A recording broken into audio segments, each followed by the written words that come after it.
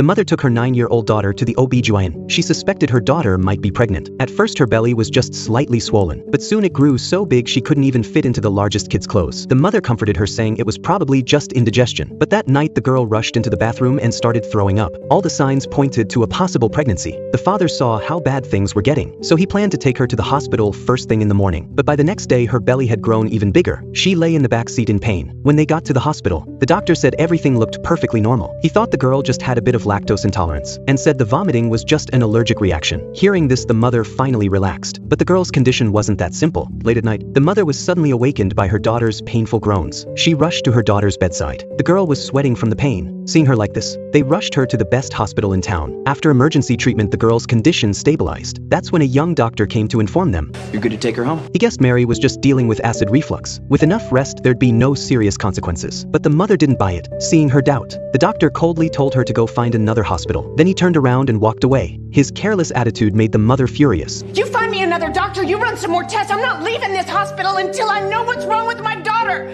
The doctor had no choice but to call in the head of the hospital. After a series of more thorough tests, the director told the couple, I'm sorry to tell you that there appears to be 100% complete abdominal obstruction. What is that?